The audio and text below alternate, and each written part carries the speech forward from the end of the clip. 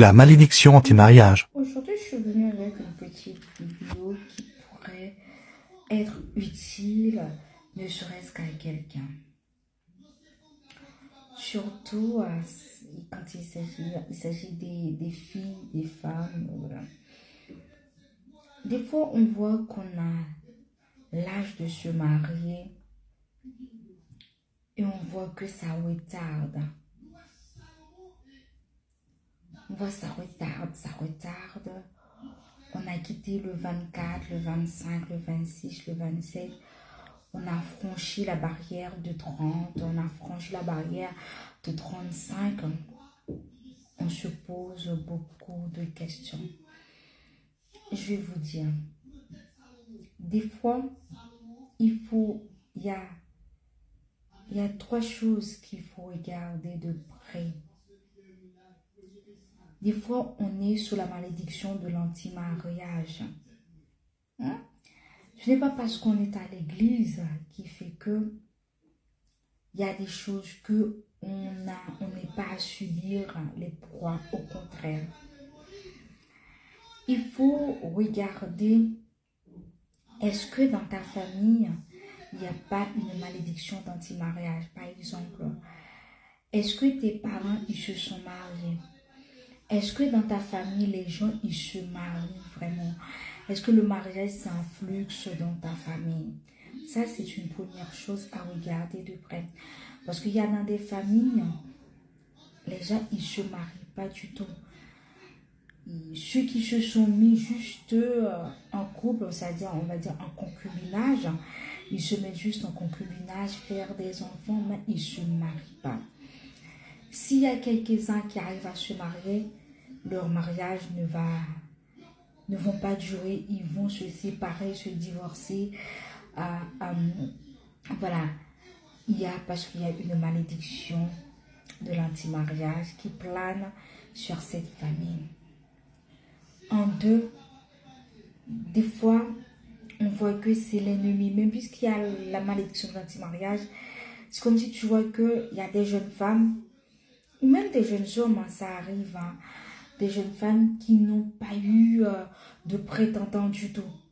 Il n'y a pas un seul jeune gens qui leur approche pour leur déclarer leur flamme et de dire qu'on a envie de discuter. Est-ce que ça te dit qu'on essaye de se connaître ou de voir, on va prier, de voir est-ce que c'est dans la volonté de Dieu. Il y a des jeunes femmes qui n'ont pas eu ça, ils vont des églises en église, ils n'ont jamais réussi à trouver quelqu'un qui leur approche, ils n'ont jamais réussi à avoir ne serait-ce qu'un seul prétendant qui leur approche. Et en trois, c'est une histoire que des fois dans la famille, on t'a dédié dès ta naissance, qui fait que tu as un esprit familial qui te réclame. Et des fois même quand tu grandis, mais toi tu ne sais pas, mais pourtant on t'a dédié à un esprit et que tu es devenu l'esclave de cet esprit, de cette force maléfique. Voilà, c'est comme quoi que, voilà, et que même quand tu commences par grandir, tu vois, dans ton sommet, tu as des maris de nuit, des femmes de nuit, c'est que tu as déjà contracter une alliance. Des fois c'est toi directement, des fois c'est dans ta famille et que tout simplement tu as des maris de nuit, tu as déjà contracté une alliance et que à chaque fois que quelqu'un s'approche de toi, en bas, les maris de nuit ou les femmes de nuit l'ont fait repousser, même si tu vois que ça commence. Tout de suite, ça va s'arrêter au beau milieu du chemin. Même si on a pris des décisions de se marier, le mariage, il ne va pas avoir lieu parce que tout simplement, il va y avoir une dispute ou quelque chose d'autre qui va faire, qui va mettre à la fin de cette séparation. Soit il y a eu ces trois choses. Soit il y a une malédiction d'anti-mariage, soit tu as un esprit qui met une voile sur ton visage qui repousse, qui fait que les gens, ils te voient pas, tu n'as jamais eu de prétendant et que c'est comme si sur ton visage, tu as un esprit qui s'appelle Grande Brigitte, un truc comme ça. qui fait que tu parais une vieille, une personne. À chaque fois qu'on te regarde, on voit c'est une vieille personne. Mais pourtant, non, c'est l'esprit qui fait ça. C'est la force maléfique qui fait ça. Soit on t'a dédié dès ta naissance à une force maléfique, ou même toi, tu as contracté une alliance toute seule, le temps que tu es devenue grande, qui fait que tu as eu des maris de nuit, des femmes de nuit, qui fait que quand quelqu'un devrait t'approcher, bah, la force, la femme de nuit ou le mari de nuit le repousse sur la personne, repousse cette femme que tu as envie, que tu as désiré, tant que tu as envie d'être avec elle, que tu as envie de contracter quelque chose de bien, bah, ou avec l'homme, voilà, tout simplement parce que tout simplement dans ta vie. Et même, ça n'arrête pas là.